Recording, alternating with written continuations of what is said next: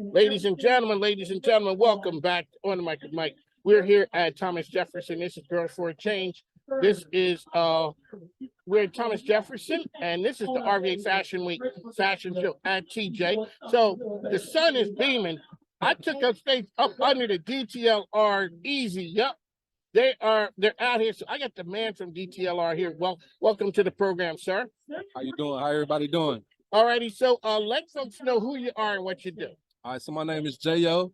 I'm the National Sports Coordinator for DTLR, and I'm also the Regional Community Outreach Coordinator for DTLR. I handle all community outreach efforts from South Carolina to DC and all sports efforts across the country.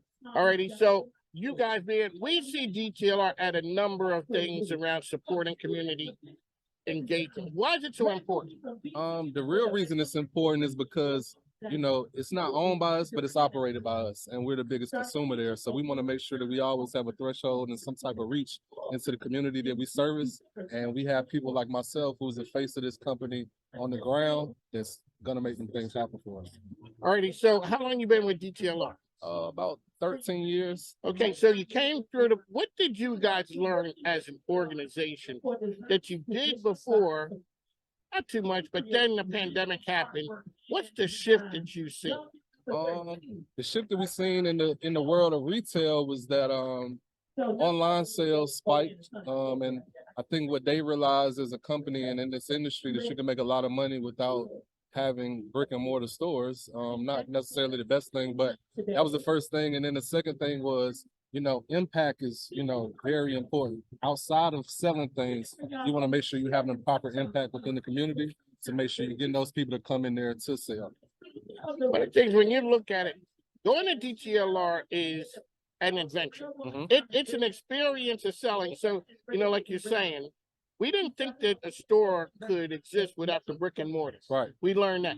But now when people go into DTLR, it's a different shopping experience. Right. When you look at finding locations, how do you pick out like the next location? Well, I think they're very strategic. We have a real estate department for the company. So I think it's a department made of 4 to 6 people. They actually target those areas where our consumers are at the most. It really comes down to geo-targeting where we are. And when I say we, I'm talking about the African-American community. That's about 85 or more percent of our customer base of who we're selling to.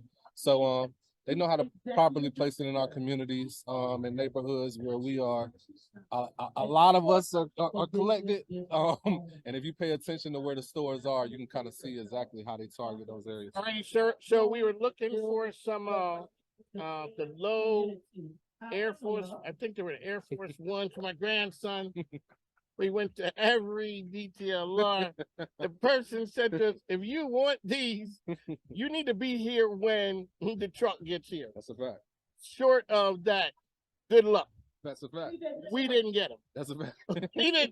We were not that lucky. I hate how that story ended, but we are one of the pioneers when it comes to Air Force Ones. So even in Nike and at their headquarters and in their storyline that they promoted, DTLR was one of the companies is the reason why Nike stayed afloat in that era when Air Force One was the biggest shoe that they had. So that's one of our top sellers. It's one of the shoes that we carry the most pairs and different styles of. But if you're talking about all white ones, it's a wrap.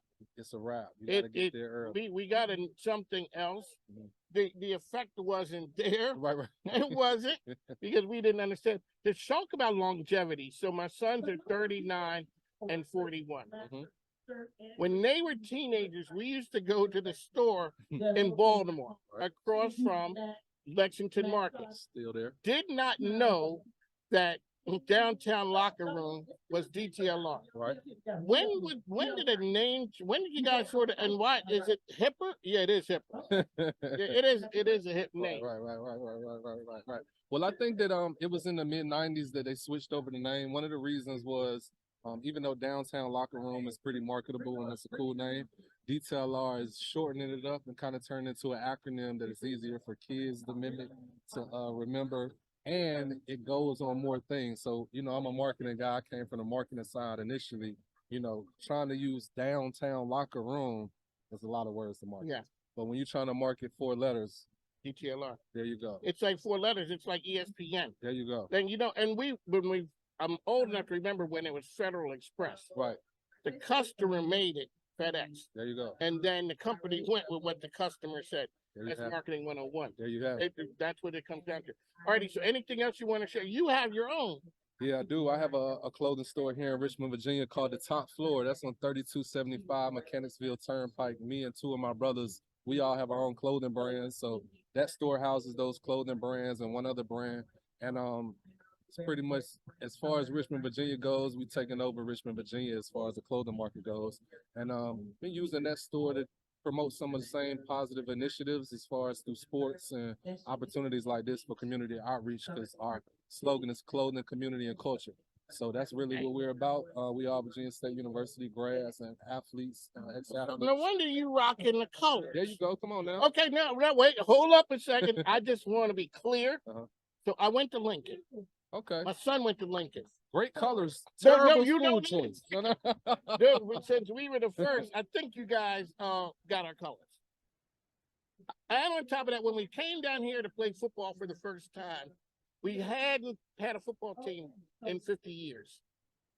We were treated rather badly. It was a beatdown of epic proportions. I'm sure you deserved it. Well, I'm sure you guys deserved it. You know, you want to give them CIAA. Whatever happened to Southern hospitality? And I'm from the Southern, I'm from Atlanta, Georgia. I know all about it. But when we get on that field to compete, it's a wrap. It's war. There we go. That's an all shout out to HBCU love right there. On the mic, one time, JayO DTLR. Yes, sir. And also the name of the business. The Top Floor. There you go. All right, ladies and gentlemen.